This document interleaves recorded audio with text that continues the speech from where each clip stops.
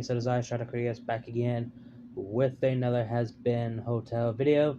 So yesterday I'm gonna give you guys behind the scene instead of doing the audio drama series. I wanted to, but I removed it, and at first I wanted to make it like a full video, full audio drama for each 10 chapters, but I didn't have enough space, so I was kind of a bit pissed. All that time, all that waste of doing it was for nothing. So I got a bit frustrated. So I decided, you know what, fuck it. I might as well just do a behind the scene video of this fan fiction. So basically, I will go over 10 chapters, and we're basically going to discuss. There's some few things are a bit short, that there's literally not much to go over per se. So, and this is the fan fiction I'm very passionate on to working on. Is titled Hazbin Hotel Blood of the Nephalem. And if you guys have not read, the 10 chapters are out now. Go to my Wattpad page so you guys could read it for yourself and come back to here, because I will kind of spoil the chapters, and I'm using my other phone to look at it right now. Basically, go to the behind the scenes certain things, and this was inspired by a YouTuber who goes by the name Demon Dagger Production, who done his fan-made audio drama series titled Hell of a Boss, The Human and the Hound. So shout out to him. And again, if you guys want to read it, go check it out. And since I posted 10 chapters, I will go back and writing other chapters, and hopefully I don't misspelled everything, because I had to go back and relook it because there's some things that didn't feel right, and there's something I misspelled or whatever, which I got pissed off about it, honestly. So with that out of the way, let's just go ahead and dive into it. So basically, the main character, named Zach Morok, or Merrick, whatever you want to prefer, but I call him Zach Morok. Basically, from the Star Wars, it translates means lone wolf. He's basically want to become a writer and author, and he's basically an orphan, doesn't have a family, has no family photos or memories or anything, just a birth certificate. So basically, he's just a typical person, just had nothing to do with his life. It's just trying his best to survive as usual. Then the idea of having him hearing someone calling him, I don't know, that's been on my mind. It's like, okay, how do I want the story begin? How do I want this story, how do I want this character to go to the actual world of hell? So basically come up with a song. Well, actually, no. Just have him hearing someone singing by calling his name. Then he come across in the alleyway where he sees the imps from the Hell of a Boss. Blitz, Moxie, Millie, and Luna. So basically, that's the idea I had in mind.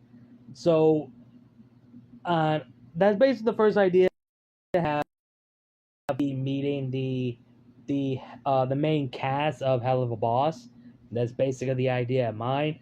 Realize that, oh shit, he's in hell. He's literally in hell, but it looks so similar to his world, but more chaos and death and violence, sexual, that sort of thing. And basically, he's get caught and being questioned by the imps, and they can't do nothing about it until tomorrow. So Zach was like, yeah, I'm not sticking around. I need to get the fuck out of here. So basically, there's really not much to go over in the first chapter. The only thing that Zach needs to do is basically disguise himself to blend in, and knows where he's at and where he needs to go. So this is the outfit that Zach is basically permanently going to wear for the rest of the series. I mean, he does have other outfit thanks to, well, you will find out in the next chapter. So basically, this is his current main outfit that he's going to wear. And I want to have it more, I don't know why, it gives him like a goblin type of vibe because of the hood, how it looks. So That's basically his main outfit for the entire book series. Once he really, so he needs to travel all the way up to the Priory. So basically, he needs to go the higher up. He's in the fifth ring, so he needs to go. Basically, needs a transport to get to that location, so to speak. So it's gonna be a very, very long ride.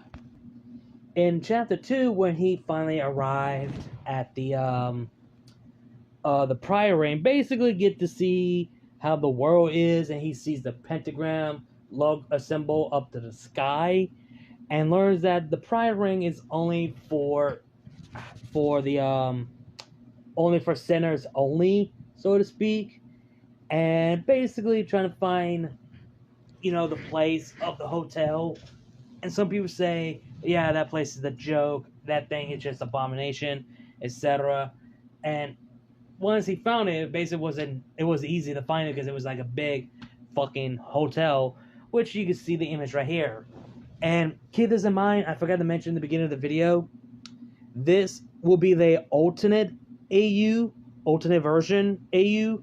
There will be some of the events will change, some of the events will play out the same, but this is my take of my alternate universe of the Hazbin Hotel and the Hellverse, in my opinion. So basically, when he arrives to the hotel, he actually will get to meet the rest of the cast. The first one is Sir Penches, then Charlie, Angel Dust, Husk, Nifty, Maggie, and Alistair for last. So basically, Zach thinks the hotel could help him to get back home to the living world. So basically, he felt like, I feel left out, I don't belong here. Which, basically, there's not much to go over in chapter 2, honestly.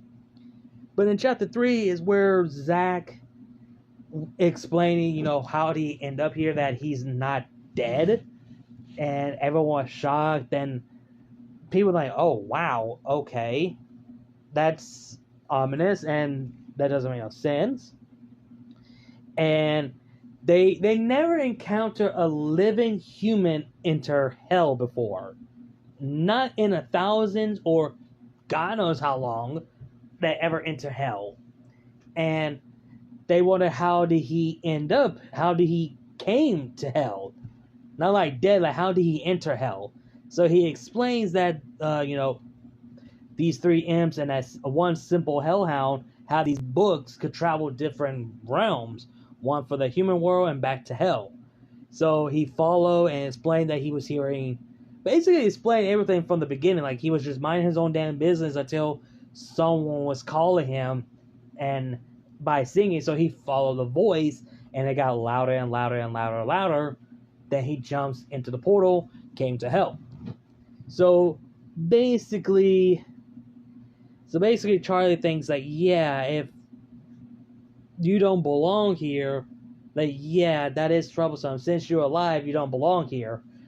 And before that, Zach does introduce himself, who he is, that is Zach Morok, and explain more about his past, that he doesn't have a family, no friends, no nothing, just alone. He was an orphan since he was an infant, and he didn't have a last name, so the owner and the kids in the orphanage gave him the last name of Morok, meaning the lone wolf. So basically, that kind of made Angel Dust a bit feel bad, because like, oh wow, this kid had no parents, no father figures, not even mother figure at all. So he kind of felt bad for the guy. So then Charlie decided to help him to send him back. When he tries to leave hell and trying to jump into the portal that Charlie made, it rejected him. It just stunned him and just sent him flying back. It's like something is telling him, you can't leave yet. And it's like hell is basically holding him. It says, once you enter, you can't go. he wants to go back home, and he in his mind basically he's like, okay, if I can't go back, then what the fuck am I? You know, so he doesn't know. So basically, in the fourth chapter, since Zach is basically going to be stuck in the Hazbin Hotel, and it's been a month since he stood there. So since he's going to be staying there for quite a while until they figure out the situation, it's best for him to learn everything about hell, about the ranking system and the rings, so on and so forth. So he learns about each ranking. The lower rank are basically the imps and the hellhounds. The upper above them is the other hellborns. Fucking hell. And then above the hellborns are basically the sinners, and another one called overlords. They're basically the sinners, but they've been collecting souls, making deals, make them so powerful. So they are sinners, but more powerful than actual sinners. Then you have the art, the rest of the deadly sins. Then you have the three royal family, which is Charlie and Lilith, the two second strongest, and then you have the King of Hell himself, King Lucifer himself. Give me 1 second.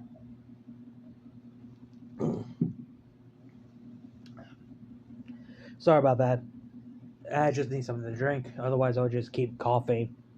So basically, Zach is like, okay, so I'm not part of the rank. And Charlie's like, yeah, you're not. That's what thing kind of worries me. And basically, Zach wants to know what happened to Lilith. And Charlie, like, she doesn't know.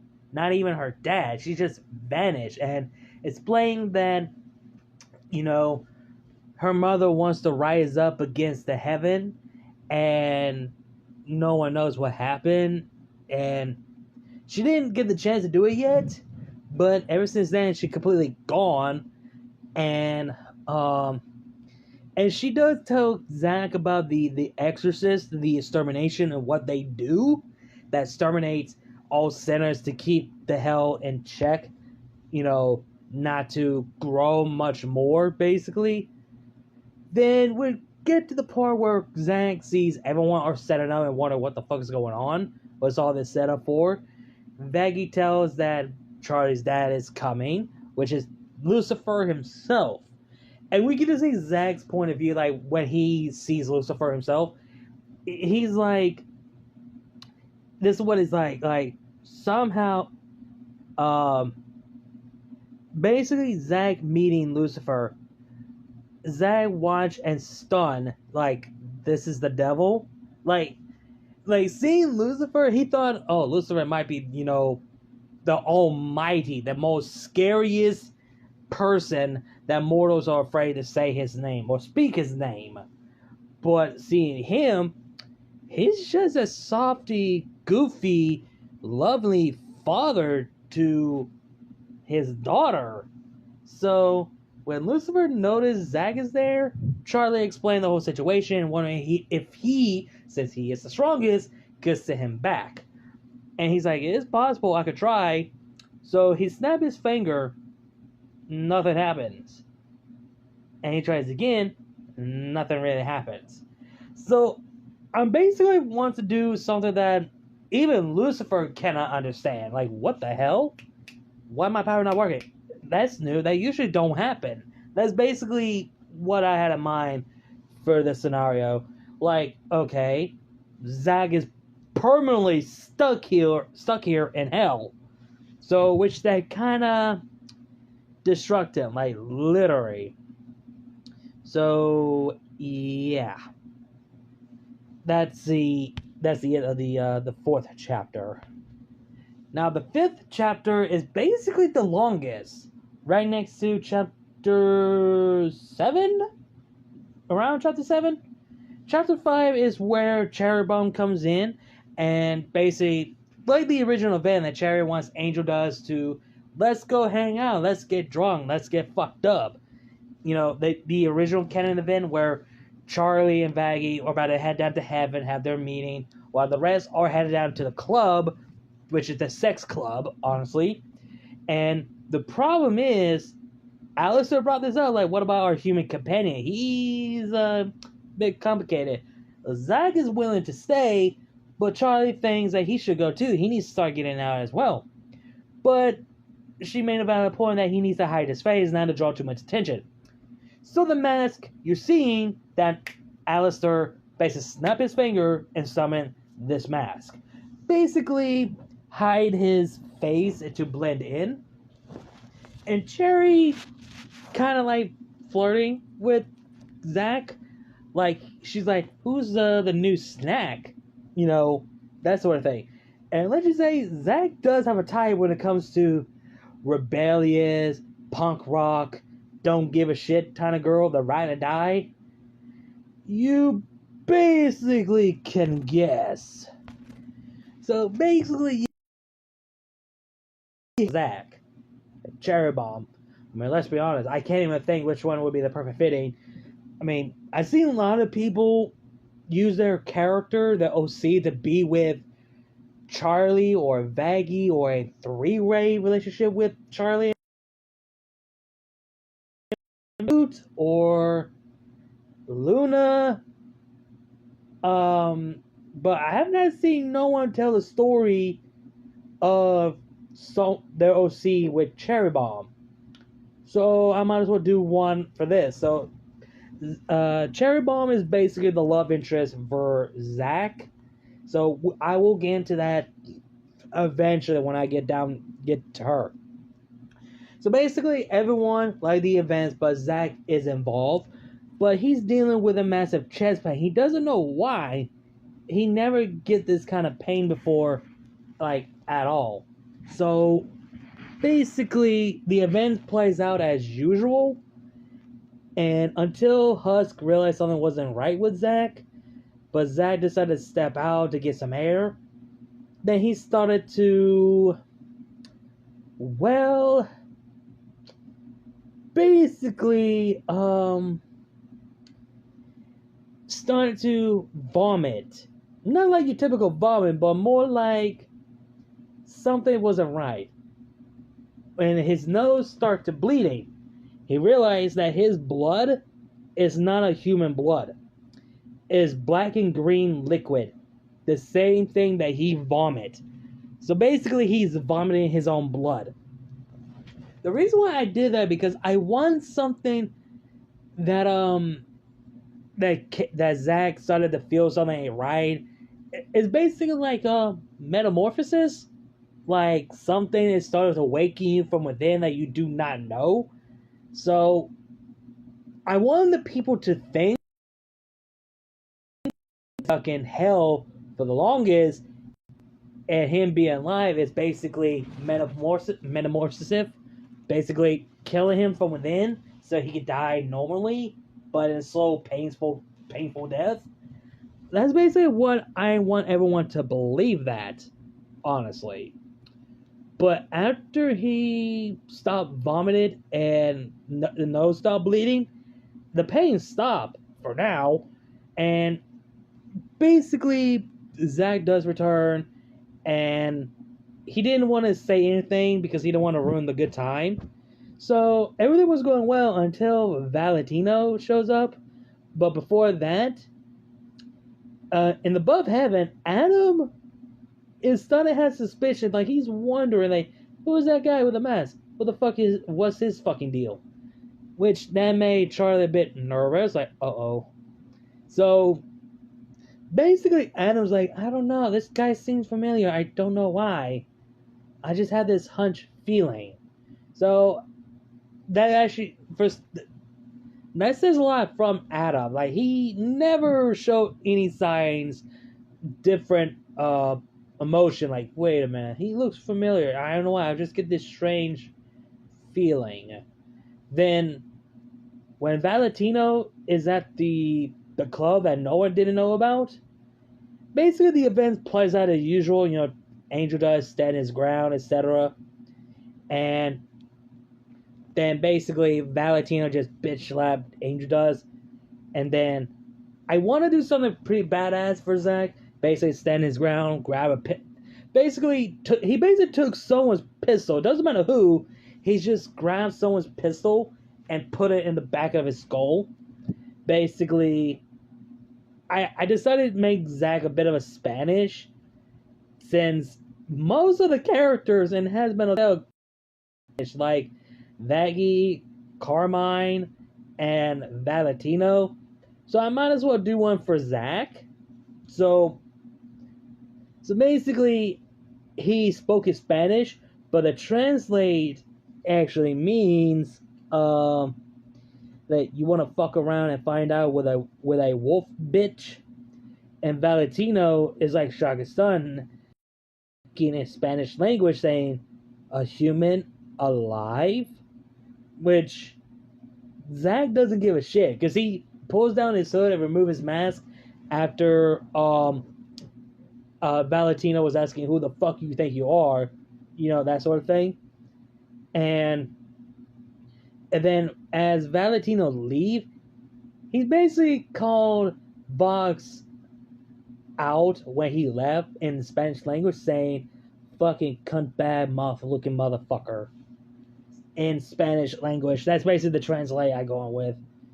And the events does plays out as usual until Cherry Bomb said that she wants to fuck the next guy I see. Well, she's like, in fact, goes to Zack, grab his arm. Hey, you, Wolf, wanna fuck? Cause it's your lucky night after what you did. Which, that kinda nice. So basically, Zack is getting laid already. They're not official. I will confirm that they're not official. It's just basically like one-time thing, because Cherry sees that as hot, honestly. So, and I had to add a little bit of comedy what Angel does say, like, go get him, Tiger. He just spanks Zack's ass. Being more of a hilarious moment, because that's something what Angel Dust would do to hype up someone about to get laid by his bestie, honestly. Now in the heaven, they see Zack as a living. And Adam was like, well, I'll be damned. Literally, a human alive in hell. No wonder I felt something wasn't right about him. Sarah was not okay with this. She wants explanation of this. They kind of explained. So Charlie kind of explained everything. And Adam brought up some valid points. Like, instead, y'all didn't even bother bring him here? It's fucking shame that he's in the crossfire. So he's not wrong. So basically the events does plays out as usual. That's why I didn't mention, because I don't want the chapter to be long. So all the events happen behind the scenes, just not being mentioned. So Charlie knows about Vaggie being a former exorcist, etc. And basically Adam and the exorcist will target the Hazbin Hotel. And when the rest of the people came back to the hotel, Charlie tells everyone that the hotel is going to be the first place they're going to strike. And now Heaven knows Zack is here. So that's basically it for chapter 5.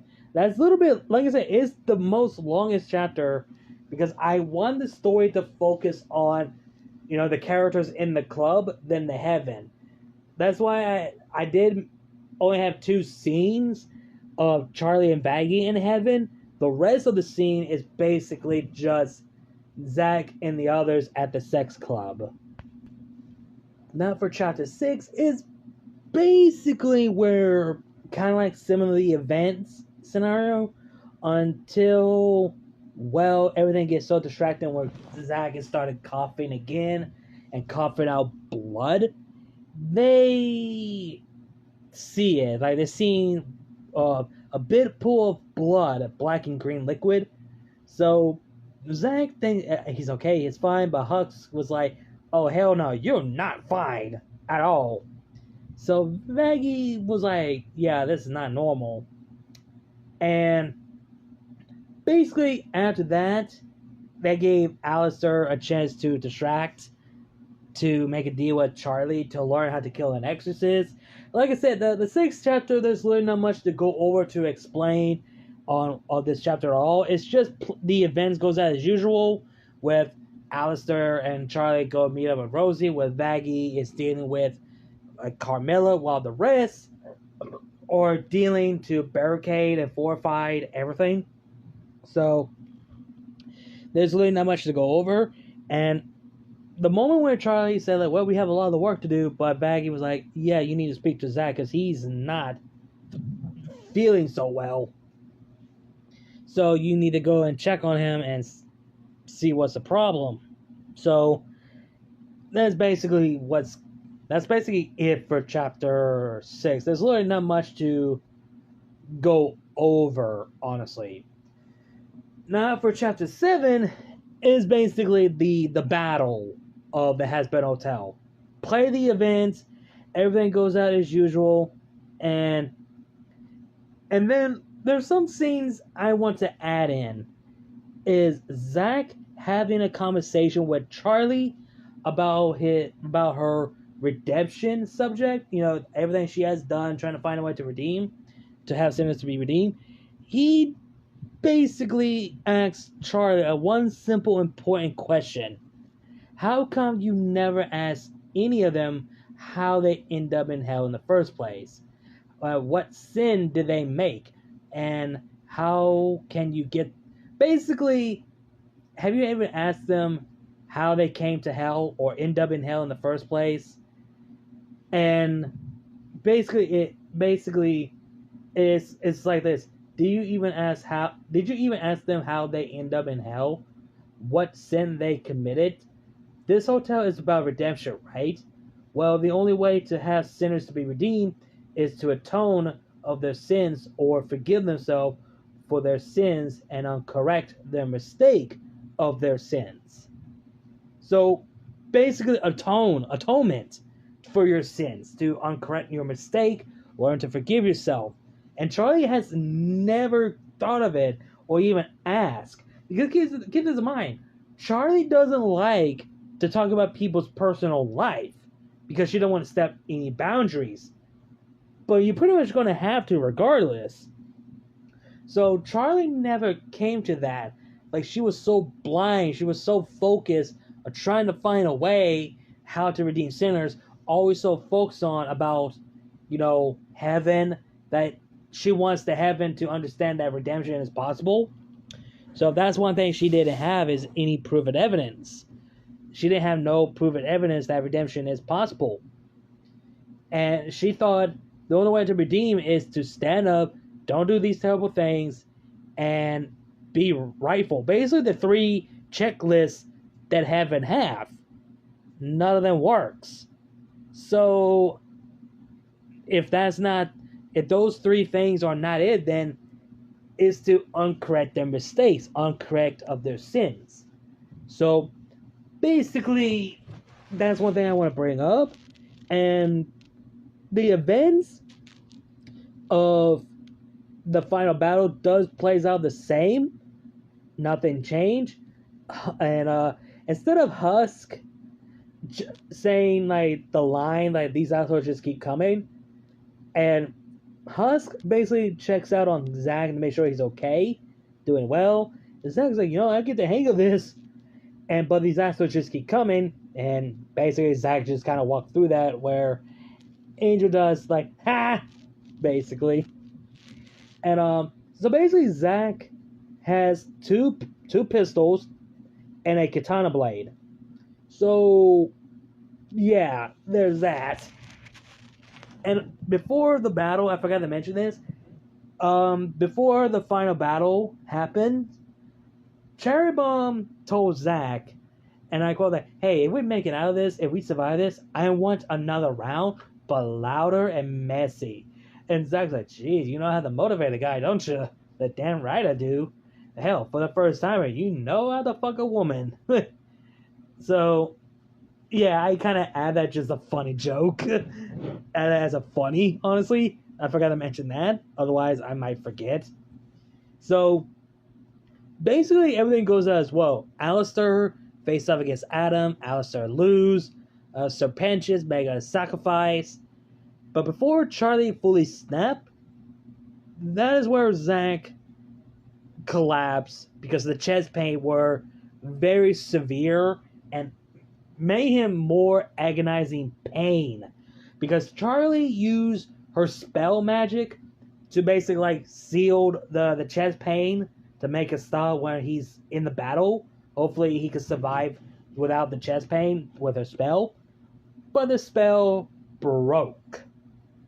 So basically Zack collapsed and both Husk, Angel Dust, and Cherry basically check on him. No pulse, no breathing, and his heart stopped. So Zack is dead, quote unquote, and that pissed off Charlie to the edge. So basically the events does play out, and basically we get to see after Vaggie calls out Charlie, everything went to black. And we see Zack speaking to himself in his mind. The idea of that is from Bleach, where Ichigo is dead and he sees everything unfolded. Like, in his mind, he's like, he's seen everything, but he's dead from the outside, but his mind is still alive. And he's like, that's basically the idea I had in mind for this story, to have Zack to have similar situation like Ichigo did. And basically, like, am I dead? What's going to happen to my soul? Then the beam of light shows in, and he's starting to see a bit of memory. He cannot explain who these people are. He doesn't know their name. He sees his actual parents. His father was an archangel, and his mother was a demon. And he learns the name, the Nephalem, that Zack is the Nephalem. So, the line I gave Zack is basically similar to Ichigo, when he's about to transform into his Vasalore. And once Zack says the word, I will protect you, his heart beats, his eyes open wide, beam of black and purple energy gulps around him, black black shadow liquid, or like a symbiosis, fused with Zack. And, well, basically you could tell by the thumbnail is his demonic abilities, which is 7th K, or K7th, I don't know why, is 7th K Letha.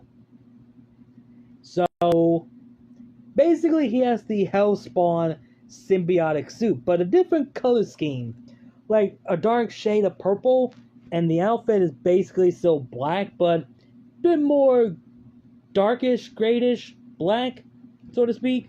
So basically Cage is, not only he's a Nephilim, but he has the Spawn suit. So basically he ties the table of the war, of the battle, basically.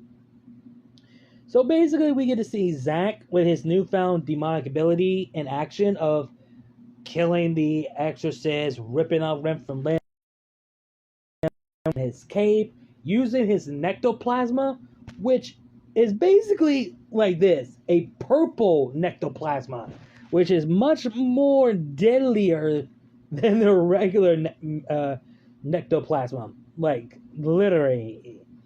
And so basically Adam is watching this while he still has Charlie in the throat. Like, he is lost for words. Like, wait a minute, he's a Nephilim, like the princess. I still stand by. There's no way in hell that Charlie Morningstar is a Hellborn. She has to be a Nephilim, because you can't be a Hellborn. You had to be born in hell. But she's a Nephilim. She's half angel and half demon. Her mother is a demon. The first demon, the first sinner as a demon. Her father is a fallen angel. That makes her a Nephalem. That's why I go along with this idea. And then, of course, we get Adam against Lucifer, like the original. And Lucifer beat the living shit out of Adam. Instead of Nifty killing Adam, is Zack basically wrap his chain around him and basically about to use a panister on Adam. I had to use this line. It's the line from the death battle, Spawn versus Ghost Rider. I just love the line where they gave for Spawn. Where I wrote it, I said, "I eat sins for breakfast. Have a taste of your own goddamn medicine." And just, good lord, I had to use that line because that hits hard with that line. So basically, Zack is basically panister Adam. Basically make Adam to suffer and face all of his action, all of his consequences, everyone and everything that he killed. And then Zack decided to go through Adam's memory. So now that he'd been using the panister, he can go through people's memory to get more answer. So Zack does learn more about his parents. His father, well, so basically his father is an archangel Anarius, and his mother is Lilith.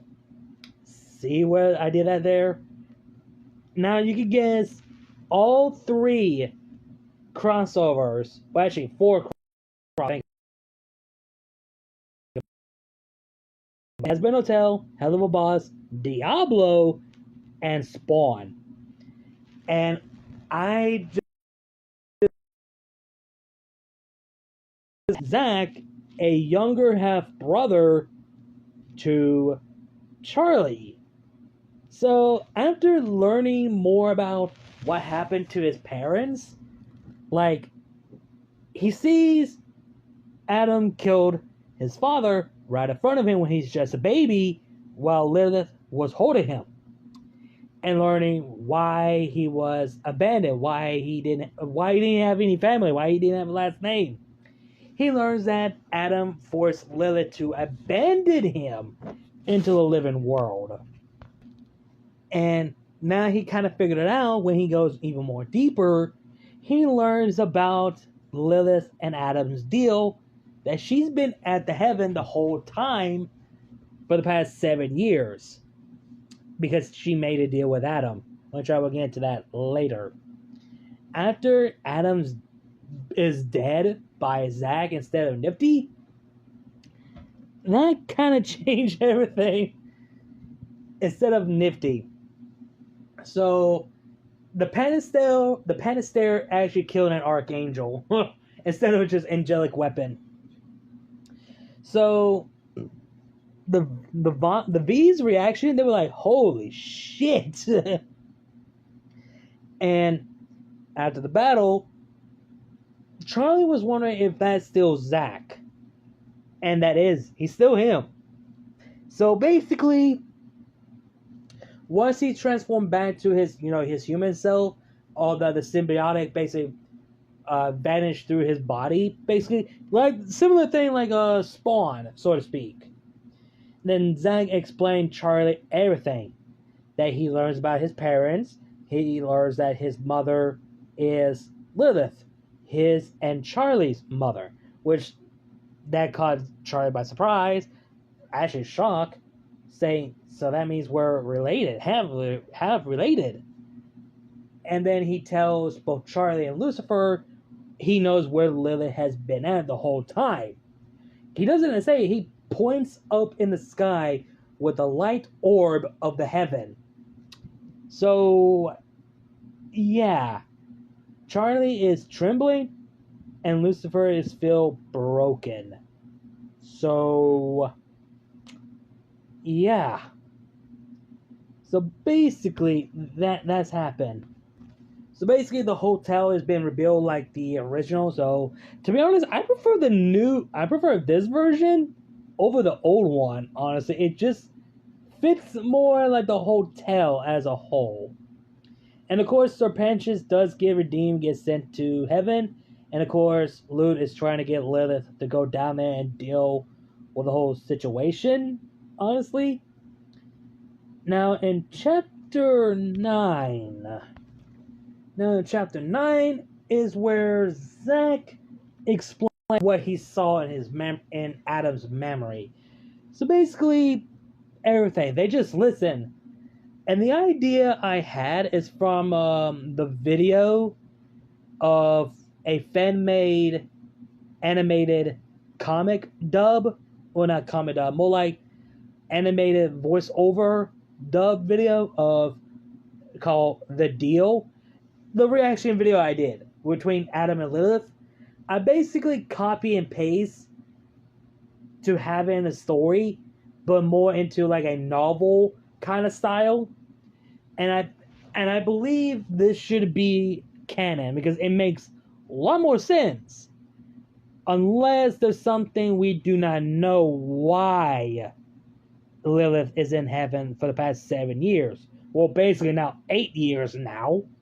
Because 5 months later after the event, because people are still recovering everything and trying to relax for a bit, because Charlie and Lucifer aren't ready to learn the truth until it's time to learn the truth. So they needed some time, which is understandable. So basically, if you've seen the actual video of The Deal, a Hazbin Hotel fan-made animated voice dub, go check that out. It's basically Adam and Lilith have their discussion heart to heart, and they want to make amends, making the deal, because she wants to stay in heaven, because she was tired, because the sins are just keep flooding and flooding. One of my favorite moment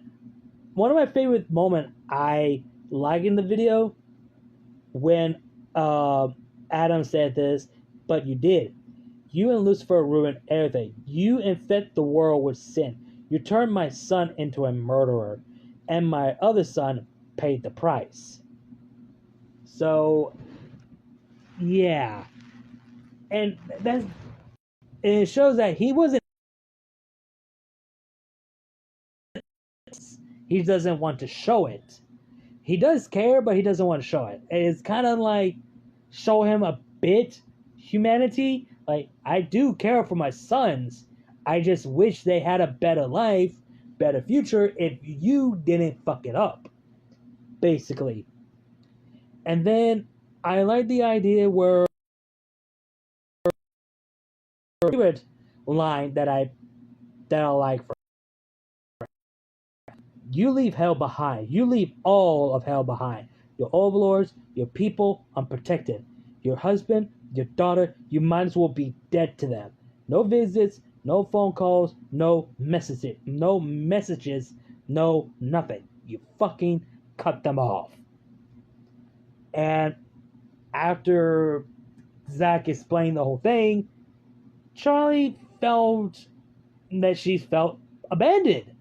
Like, she looked up to her mother. Hell, her mother was her idol. That kind of shattered her. And Lucifer, he hurts. But deep down, he still loved her. That's the strongest thing ever. Like, Lilith has cheating on him to be with Adam again, and then later on cheats on Adam again to be with Anarius. So basically, Lucifer is broken as well, but he doesn't show it. He keeps his composure in check. So basically, Lucifer doesn't hate Zack. It's just that he wished he didn't know the truth. Which is, I can't blame the guy, honestly.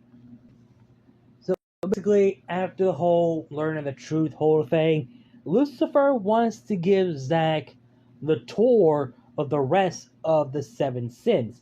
Since Zack knows about the Pride Ring, since Lucifer rules the Pride Ring, it's best he learns about each of the 7 rings and meeting the rest of the deadly sins. So he does meet Satan, Beelzebub, Mammon, Asmodia, Leviathan, and Beelphegor. Hope I said that name right. Beelphegor. So basically, learning each places and get to see all of basically the sins, etc., and what they do. And as they return back to the Priory, Lucifer says imps, hellhound, and hellborns are not allowed to enter the Priory. They could travel the rest of the Sixth Ring, but not the Priory. The sinners is the only place for the sinners are allow how to put this. Sinners are only arrive in the Priory, not arrive in different rings. So once people are dead, they will be sent to the Priory. And so basically sinners are not allowed to leave the Priory because they can't, and the other people in hell just cannot enter the Priory. The only people who can enter the Priory is the Ars Goretia and the Deadly Sins. And the only people who could travel different rings is Lucifer, Charlie, Lilith, and now Zack. Says he's been traveled with different rings. And that is where Lucifer asks, actually not ask, he tells Zack that he wants to adopt him because that kid needs a father figure, and since he needs someone who could help him to understand his power, so he wants to adopt Zack. And Zack is a bit stunned because since Lucifer learns the truth about everything, that Zack lost his biological father and he needs to have a father in his life. So Lucifer decided to step up to be the father that not just Charlie needed, but also Zack. So basically, Lucifer adopted Zack, and now he needs to be the father for both of his children, his bloodline and his adopted son. Well, yeah, his bloodline daughter and his adopted son. So Zack is now a Morningstar family. So his last name, Morok, is now his middle name, Zack Morok Morningstar. And he's in the same rank to Charlie and Lilith. So basically he's in the ranking to Charlie and Lilith, so to speak. So that's basically it for chapter 9. And chapter 10 is where basically the events does play out, because another few months has passed, almost a year now, which makes it almost 8 years since Lilith has been gone. And all the news reporters, basically like the event, they want to know if the hotel is now like a place to build an army to rise up against the heavens, which Charlie debunked that. And one reporter asking about Zack, the one who killed Adam, is he like a weapon? Is he part of your plan, etc.? That we have questions for him. Charlie kind of snapped at them, saying that he's not a weapon, and secondly, he's not available. He's basically at Carmilla Carmine HQ, basically training how to fight and how he uses his actual abilities and learn a hand-to-hand combat instead of rely on with his power. So Zack does get a brutal training, and with Zeshral, with his wisdom and guidance, Zack does have two teachers, one with knowledge and one from training. So basically, he wants to learn more about, his suit. So Carmilla and Zeshral basically tell Zack, the suit you have is Letha of the 7th house of K, or 7 Letha, or 7th K Letha, whatever you want to prefer. It was created by a demon lord named Malboja, but it was dealt and been taken out by the first rogue Hellspawn, Al Simmons, But after Al about to kill him, both Lucifer and Satan basically ended Malbolgia. So yeah, Spawn is in this, and Malbolgia was in this, but he was dealt with by 3 of them. And so basically, Zack learning about the history about it and how it was created, and that makes it wonder, how did he able to have this suit if Malbolgia is gone? That's more questions that he needs to know. So after his training, he does return back to the hotel. And before you guys say anything, yes, the V's are still the main villain after the whole extermination thing, but it will not last for long. Trust me, wait until future chapters. So, the V's are still going to be the main villain. That will never change. When Zack arrived back to the hotel, he basically tired, exhausted, etc. And basically chatting with his friend, etc. And basically, also forgot to mention, before they rebuild the hotel, Zack did tell Charlie that Serpentius will be in heaven because he brought up what he mentioned about sinners can be redeemed, so to speak. So he will mention again because I will get to that eventually. So I want to mention that because I completely forgot, honestly. So basically, Zack and Cherry Bomb, they got close, really close. That's why Cherry Bomb has been staying the hotel more and more, because let's just say she's not a fan of this sort of thing, but she wants to try. But they want to see how this go. A slow burn relationship. So they're not official yet, and Cherry didn't want to have them to have just a one-night stand. They want to have something more. After the war, after the battle, after everything was being rebuilt, yeah, Zack did get to fuck Cherry Bomb again.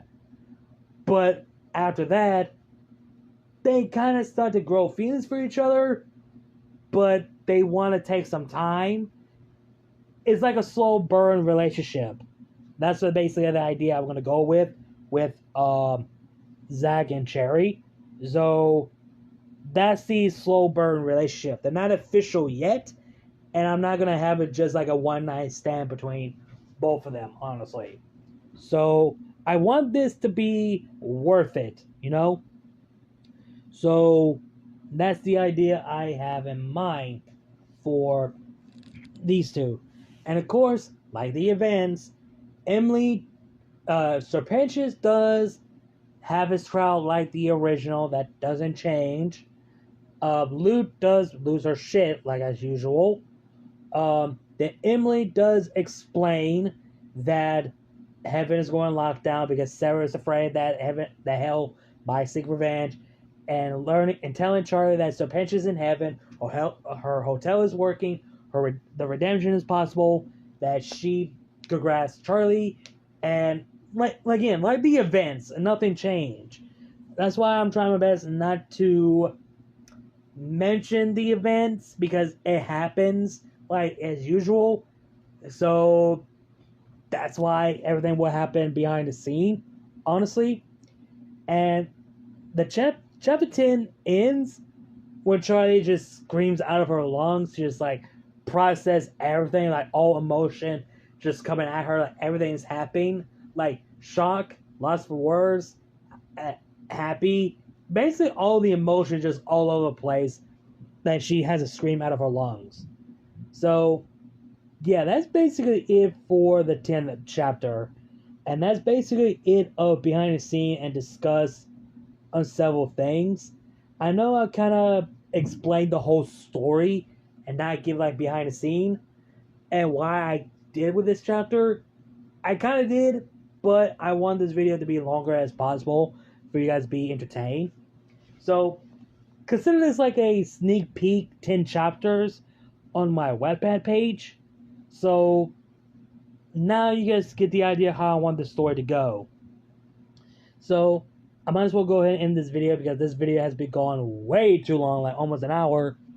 But I hope you guys enjoying the video nonetheless. So yeah, let me know your thoughts and opinions down below. What you guys think about Hazbin Hotel, Blood of the Nephalem. If you guys want to read the chapter for yourself, go check that out. So yeah, hope you guys enjoyed the video. Like, comment, share, subscribe. Links to my other channel, my social medias will be down below the description box. You know the drill. Links to my Cash App, PayPal, Ko-fi will be down below the description box and in my bio if you guys want to donate to support the channel. Again, like, comment, share, subscribe, and I'll see you guys later. Yeah, before Shadow Critias, and I'll see you guys later.